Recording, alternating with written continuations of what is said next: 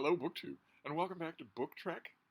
This is the summer of Trek. This is a BookTube event created by Vin at Revenant Reads and hosted by his valiant bridge crew of BookTube channels, in which we talk about Star Trek all summer long, all through the dog days of summer. How wonderful. It's the exact season that I associate with summer, and I'm happy to read a million Star Trek books this summer. And I'm taking right now a kind of a random approach. Those of you who may be new to my channel, there aren't many of you who are new to my channel. That's very encouraging.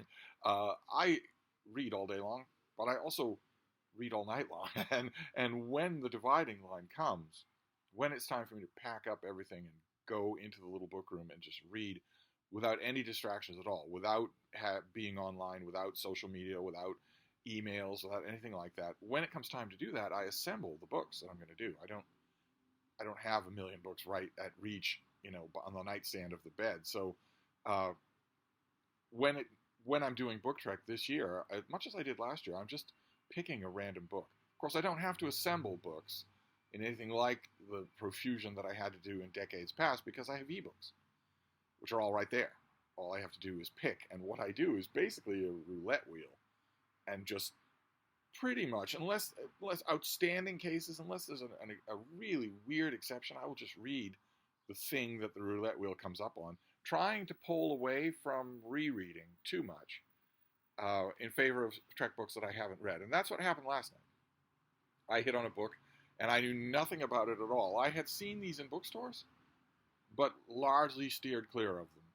And so I read the book that came up last night, and it was only, I confess, in a doff of the hat to the authors, this is two authors, it was only when I was well into the book that I got even the first slight hint that I was reading the second book in a series. I was not trying to be a rebel like Sarah at the Bookish Knitter, who will often pick a book in a series that isn't the first one to start with. I read this, Star Trek Titan, The Red King. That is Lieutenant Commander Tuvok on the cover there from Voyager, and that guy with the long red hair, if you don't know this series, you're never going to guess who that is. You're just never going to guess. I'll spoil it for you. That guy is a character in this novel, is apparently a recurring character in all of these Titan novels. That is Admiral Leonard James Akar. And some of you original series fans are going to hear that and say, what? You might even have the same incredulous response that Mr. Spock had all those years ago. The child is named Leonard James Akar. I think you two are both going to be insufferable for at least a week. Those of you who don't know your original series backwards and forwards, we last saw Leonard James Akar when he was a tiny little baby in the arms of Julie Newman. But anyway, this is a series of novels that are not canonical. They don't have any roots in any canonical version of the show until Star Trek Picard Season 3. This is about Will Riker as captain of the USS Titan, captain of his own starship. And he has Deanna Troi with him, and also his temporary security chief is Lieutenant Tuvok, who has made it back from the Delta Quadrant. He has made it back with Voyager. He's still in active service, so he is free to be in this book. This is by Michael Martin and Anne Mangels, one of whom I have a history with. And I loved it. I just loved it. Thought it was fantastic. It's true that major events take place in the book right before this. This is book number 2 in the Titan series. And apparently in book number 1, the USS Titan is hurled 200,000 light years away from Starfleet in a fate very reminiscent of Voyager itself. Tuvok must think he's cursed. He's on board. So is Admiral Leonard James Akar. They're on board when the Titan is hurled 200,000 light years away, but not just willy-nilly. It's hurled into the Lesser Magellanic Cloud, the Small Magellanic Cloud, which you astronomy nerds will know. You've seen the pictures. The Magellanic Cloud, so-called, are kind of satellite galaxies to the Milky Way. It's a long way away, and it's a fun location. It's fun to do. And I was learning on the fly about the Titan's crew as I read this book, which appears that Titan has no duplicate species in their crew. It appears that every member of the crew... Oh, there's some little non-canonical stretching for you. With just a toe left in... There are a million alien species on the Titan. It felt very quickly to me like pandering. But it was still interesting. It was still absolutely interesting to see. You would never have a crew like this, but it doesn't matter. There are insectoid crews. There's a crew member who was born and raised in lower gravity, so they can't operate. 1G would be torment for them, and so on and so on and so forth. Right down the line. There isn't... I didn't notice any duplications of species here, that's taking Starfleet or Star Trek's... Star Trek has always had this weird penchant for futuristic diversity. I've never really understood it. I know that on one level I understand it because the original Star Trek set the template. But I got a little bit... In plenty of novels, it gets a little bit weird, where your bridge crew has to have some weirdly anachronistic, loudly minority person.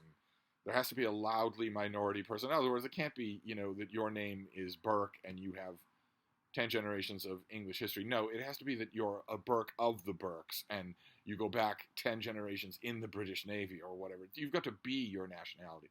In Star Trek, usually that is that there is a loud nationality running engineering, all as a template, but also very much the bridge crew, where you will have, a native New Guinean or an Arapaho or something like that on the bridge at all, and you will have to notice it. It will have to be told to you. No bland crew members. And this takes that to an enormously exaggerated level where every crew member is a novel on their own. But it's done in a congenial way, and it's also done at a trot. It's done at a fair clip, so I didn't really have time to be irritated by it, which, again, I doff the hat to these two authors. Not only do they work well together, but they work well, period. This is a fast-paced, very involving novel that does not leave you feeling like you missed, Act 1, which I did. I missed Act 1. I'm assuming that in the first book in this series, I don't even know what it's called, but I'm assuming in the first book, the Titan is hurled out of the galaxy. So in this book, as it opens, not only are the science crew, the various science departments on the Titan, working feverishly to try to figure out how to get back home. This is not like Voyager, where the method of getting back home is gone. The method is there, the doorway is there, they just have to figure out how to do it without getting crushed like a Dixie cup. And so there's a lot, and I mean a lot, of tech babble in this book. Just an enormous amount of it. Now, I'm no scientist, but I have and of course, none of us is a scientist when we're talking about technology that's 300 years from now. But a lot of the stuff that was in here struck me as being fairly self-evident nonsense. But again, it didn't matter because it's done with such conviction. It's done with such energy. There's no slowing down. And that is terrific. And also, in addition to the Titan trying to figure out, the Titan science crews trying to figure out how to get back home, there are two other plots. And that is always good. When your writers are confident enough to just chuck a whole bunch of stuff into the stew, you probably won't get a boring novel.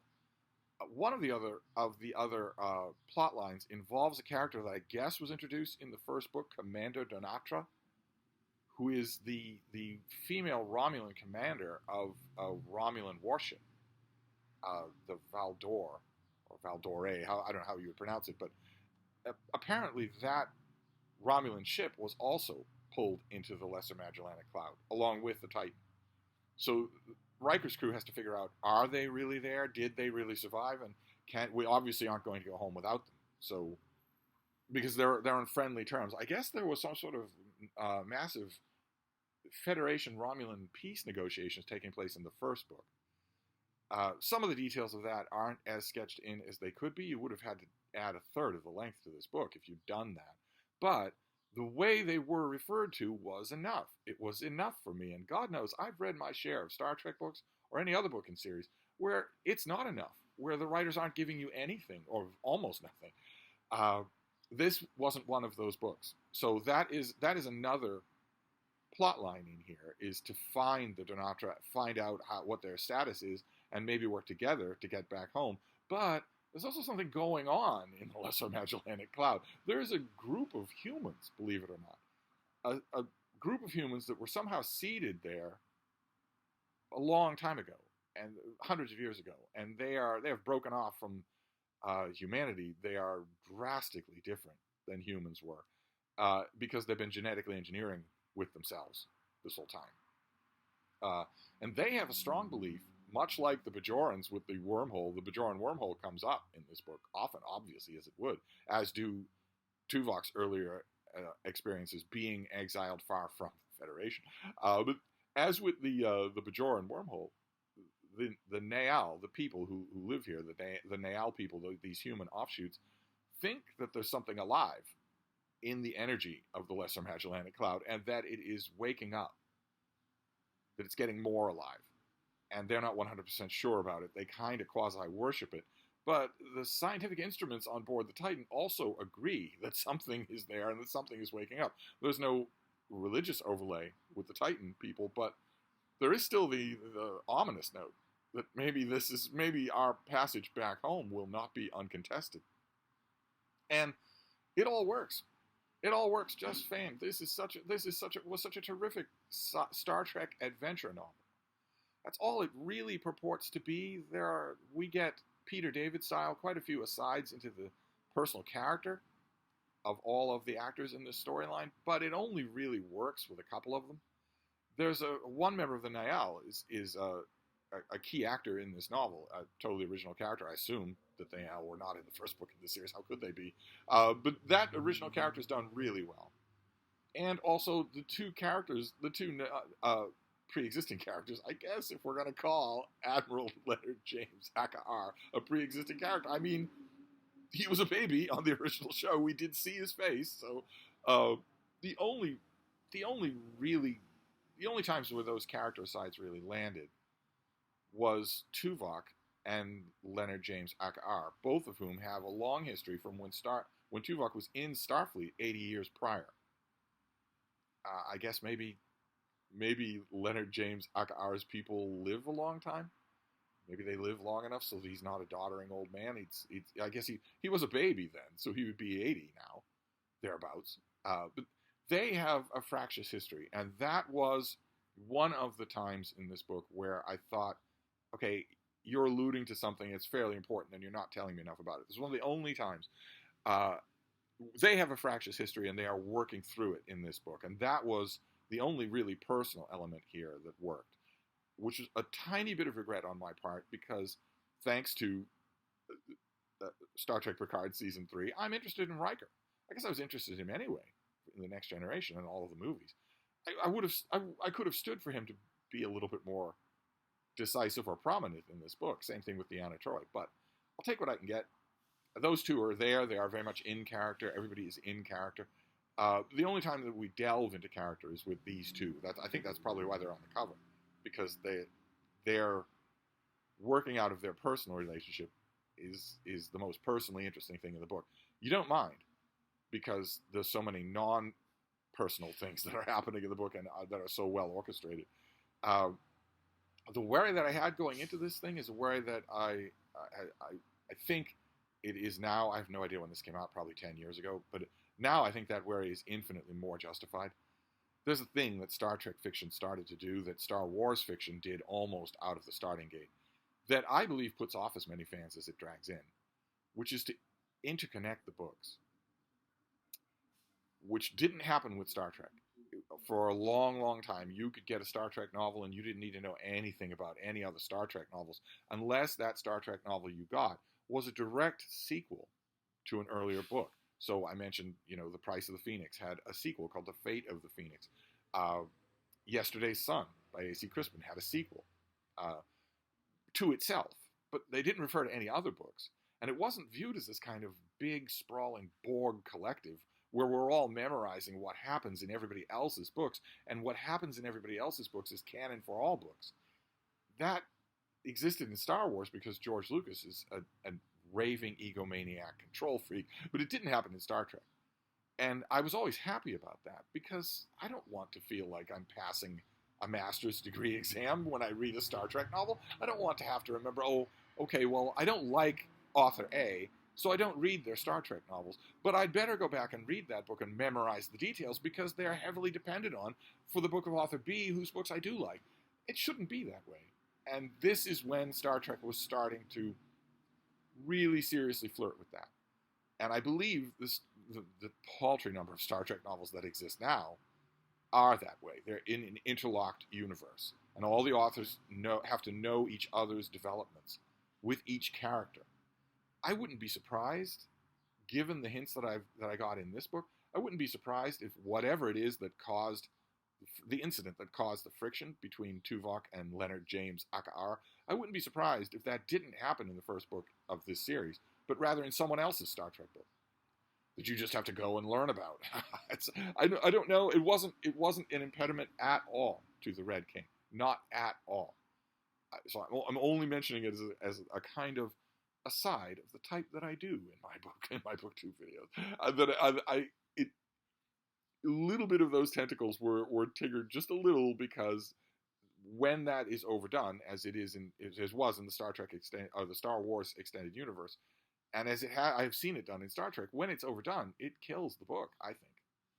Who wants to feel like they're going into a bookstore, eagerly waiting, paying $8 for a mass market paperback of a book that's actually chapter 31,000? No one wants that. You want your book to stand on its own. Especially stand on its own from the work of other writers. It was a unique thing to Star Wars, to the Star Wars Extended Universe. I was happy to leave it there. But anyway, it doesn't interfere with this book. It isn't on full display here. Here, all the crew members are introduced independently. A lot of the crew members are independently interesting. I objected, of course, just a bit, like I said, to the gimmickry of having every one of them be an individual, super isolated, individualized novel on their own, but I got used to that, and I may have groused just a little. Would it kill a member of the Titan crew to say yes sir, no sir, right away sir? Would it kill them? Do we really need to say, well, I would say yes sir, but according to my people's ancient traditions, which little did I mean, if I'd read this when it first came out, little would I have guessed that this was an accidental precursor to Star Trek Discovery, where that is the rule. That is, there are no exceptions to that. There are no crew members on Star Trek Discovery. They're all just letters in an acronym. but this didn't know that was going to happen, and it is totally under control here, and works. It works really well. My Star Trek last night was a pleasant surprise. Now tonight, I have a choice. Tonight I have a choice to make. Do I spin the roulette wheel again? Or do I intentionally read the first book in the series? I'm tempted to read the first book in this series just to see. Will it be as good? Will it be as enjoyable? If these two are on their game for this whole series, I don't even know. Do they write every book in the series? But if that's true, if they're writing book one and they're on their game like they were in this book, then I have a guaranteed good reading experience. Who's going to turn that down?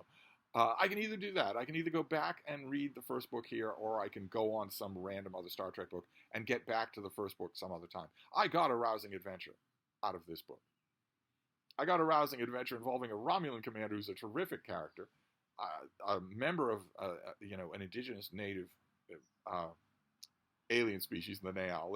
That was really good as a character, and I got all sorts of fun on board the USS Titan. So that maybe that's enough for now, and I'll just move on to something random next time. But anyway, that is my Star Trek report for today. It is The Red King, and I enjoyed it very much. So I'll wrap this up for now, and I will see you next time. Thank you, BookTube.